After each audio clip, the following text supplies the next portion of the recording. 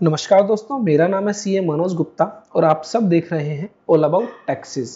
आज की हमारी इस वीडियो में हम जीएसटी न्यू रिटर्न से जुड़ी हुई काफ़ी सारी बातें डिस्कस करेंगे। लेकिन उससे पहले अगर आपने अभी तक हमारे यूट्यूब चैनल को सब्सक्राइब नहीं किया है, कर लीजिए अगर आप जीएसटी और इनकम टैक्स से रिलेटेड अपडेट्स पाना चाहते हैं। तो फ्रेंड्स, जैसा कि आप सब जानते हैं, एग्जिस्टिंग जीएसटी रिटर्न स्ट्रक्चर्स में लोगों को काफ़ी सारी परेशानियां आ रही हैं। उन परेशानियों को देखते हुए जीएसटी काउंसिल ने अपनी 27th एंड 28th मीटिंग में यह डिसाइड किया था कि जो एग्जिस्टिंग जीएसटी रिटर्न स्ट्रक्चर है उसको चेंज करने की ज़रूरत है। और लोगों की परेशानियों को देखते हुए जीएसटी रिटर्न्स को सिंपल और इजी बनाने का वादा किया।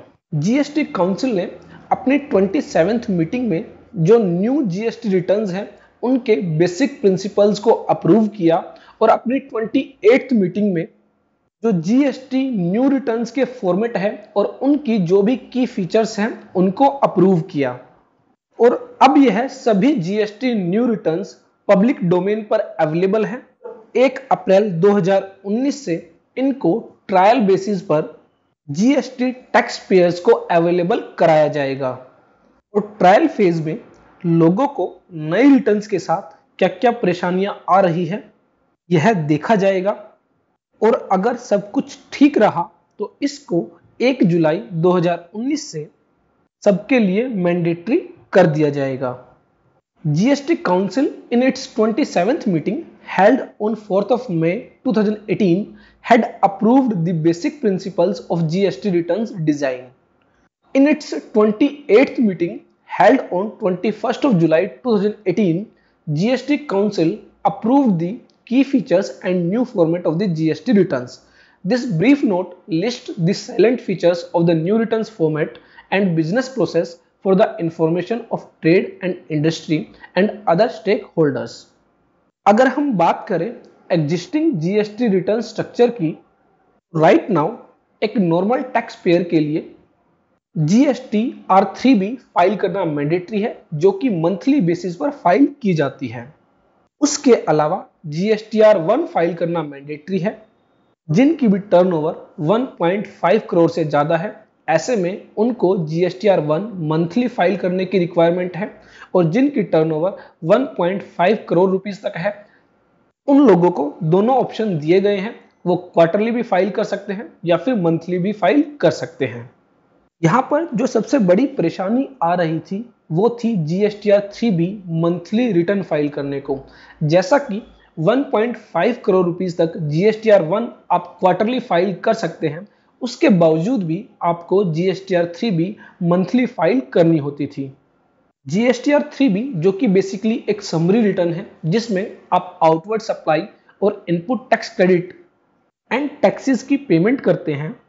तो ऐसे में लोगों का कहना था कि जब GSTR3B हम लोग मंथली फाइल कर रहे हैं, हमें अपनी आउटवर्ड सप्लाई पता है, हमें अपनी इनवर्ड सप्लाई पता है, तो ऐसे में GSTR1 क्वार्टरली फाइल करने का कोई मतलब नहीं रह जाता है। यहाँ पर लोगों को कोई रिलीफ नहीं मिल रही थी।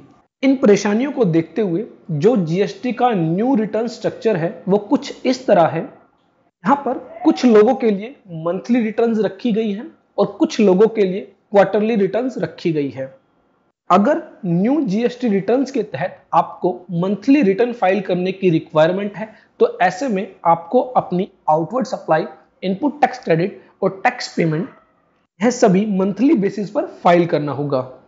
और अगर आपको क्वार्टरली रिटर्न्स फाइल करने की रिक्वायरमेंट है, तो ऐसे में आपको अपनी outward supply as well as input tax credit की डिटेल्स भी आप क्वार्टरली फाइल कर सकते हैं। हालांकि आपको टैक्स की पेमेंट मंथली ही करनी होगी।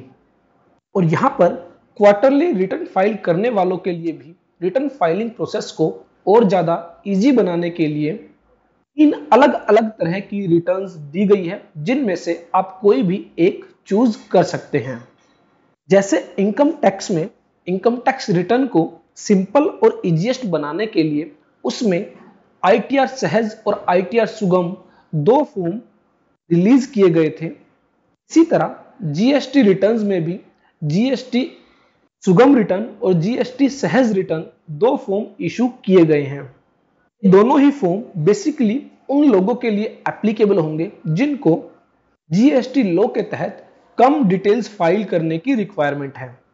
वो लोग जो ज्यादा डिटेल्ड में जाना चाहते हैं वह क्वार्टरली नॉर्मल रिटर्न फाइल कर सकते हैं। अब बात करते हैं किस केस में आपको कौन सी रिटर्न फाइल करनी होगी।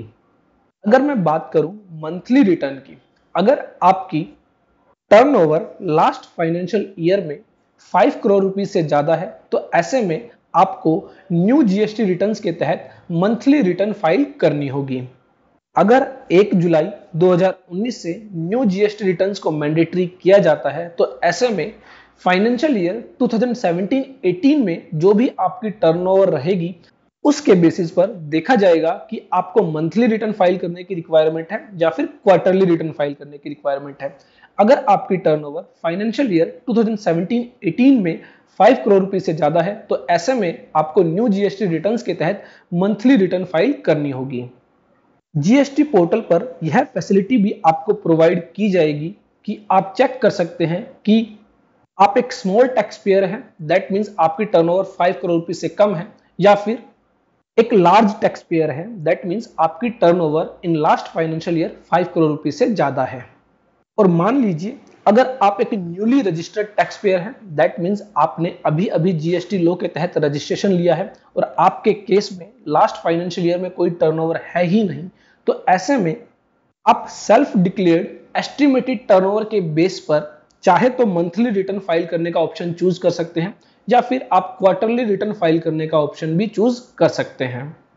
All the taxpayers shall file one monthly return having turnover more than 5 crore in the last financial year. It shall be possible for the taxpayer to check on the common portal whether he falls in the category of a small taxpayer or a large taxpayer. A newly registered taxpayer shall be classified on the basis of self-declaration of the estimated turnover. यहाँ पर government ने उन लोगों को भी एक option दिया जिनकी टर्नओवर 5 करोड़ रुपए से कम है और वो चाहते हैं कि वो एक लार्ज टैक्स पेयर की तरह मंथली रिटर्न फाइल करे, तो ऐसे में एक स्मॉल टैक्स पेयर चाहे तो मंथली रिटर्न फाइलिंग के ऑप्शन को चूज कर सकता है, लेकिन अगर वह एक बार यह ऑप्शन चूज कर लेता है तो उसको पूरे साल भर के लिए यह ऑप्शन कंटिन्यू रखना पड़ेगा। A small taxpayer can file monthly return like a large taxpayer. Option for filing monthly or quarterly return shall be selected by the small taxpayer at the beginning of the year, and generally thereafter they would continue to file the return during the year as per the option selected.